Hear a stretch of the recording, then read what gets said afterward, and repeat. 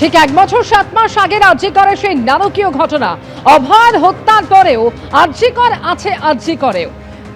যে লিফট বিপর্যয়ের ঘটনা ঘটে এবং সেই সময় স্বামীর মৃত্যুর পরেও 2 ঘন্টা ধরে সাহায্যের জন্য কেউ এগিয়ে আসেনি। হারহিম করা বয়ান মৃত অরূপ বন্দ্যোপাধ্যায়ের স্ত্রীর। লিফটের ভিতরে ঢুকে আমরা আটকে পড়েছিলাম, লিফটের গেট এবং গ্রিলের গেটের মাঝের অংশে বেরিয়ে দাঁড়িয়েছিলাম। ঠিক কি বলেছেন অরূপ বন্দ্যোপাধ্যায়ের স্ত্রী, শোনাবো। লিফটটা যখন খারাপ হতো তখন তো বললো যে ভাগ্যিস তোমরা দুজনে আসোনি, আমি ছিলাম। কিন্তু তার যে শেষ পরিণতি এরকম হবে মানে কল্পনাও করতে পারিনি। আমি শুধু হেল্প করে আরও উঠেছে, তখন বরের ডেড বডিটা আমার কোলে এসে পড়েছে, রক্তাক্ত ডেড বডিটা আমার উপর পড়েছে। যখন আপনার স্বামী নিচে এসে পড়লো তখনও কি তিনি বেঁচে ছিলেন? বেঁচে ছিলেন না, বলতে পারছিল না, হাঁপাচ্ছিল। বেঁচে ছিলেন, হ্যাঁ। কখন উঠলেন এবং মানে কোথায় যাচ্ছিলেন লিফটে করে? ওই তো আমরা ছেলের তো হাত মানে যেহেতু ভেঙে গেছিলো বলে আমরা এমার্জেন্সিতে রাত 10টার সময় এসেছি। আমরা দেখলাম আরজি করে যাই, আর বড়ি বললো হ্যাঁ চলো আরজি করে অনেক ডাক্তার পাওয়াও যায়, এমার্জেন্সিতে যখন তখন কি হয়েছে আগে দেখে নিয়ে তারপর দেখা যাবে। এখন আমরা ওয়েট করছিলাম ওটির জন্য।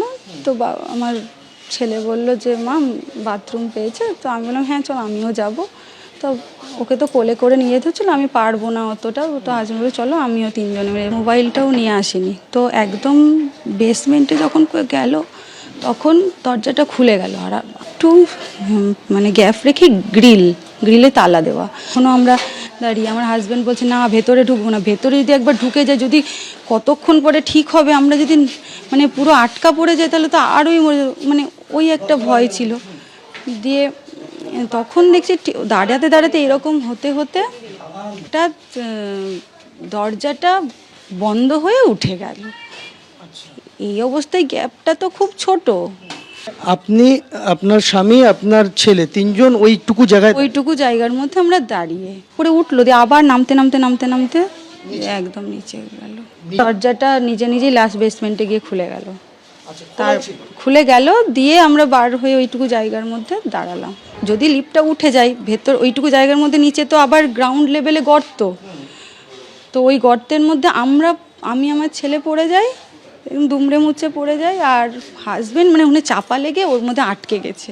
লিফটটা কি তারপর উঠতে শুরু করলো? উনি ঘষতে মানে তারপরে আমি যখন পড়ে গেলাম তখন দেখলাম এ তো আবার যদি লিফটটা আমার মাথায় এসে পড়ে তাহলে তো আমরা ছেলে আমি দুজনেই সঙ্গে ছেলেকে ওই যে ওইটুকু জায়গা, তখন ওইটা তো ফাঁকা, আমি ওই গর্ত থেকে ছেলেকে বললাম বাবু ওখানটাতে তুই চুপ করে ধরে থাক। আপনি যখন ছেলেকে তুলে আবার ওই ফাঁকা জায়গাটা দাঁড় করিয়ে দিলেন তখন আপনার স্বামী কোথায়? ওখানে ওপরে আটকা পড়েছিল, মানে লিফট আর ওই মাঝামাঝিতে উনি ফেসে গেছিলেন। এবিপি আনন্দ এগিয়ে থাকে, এগিয়ে রাখে।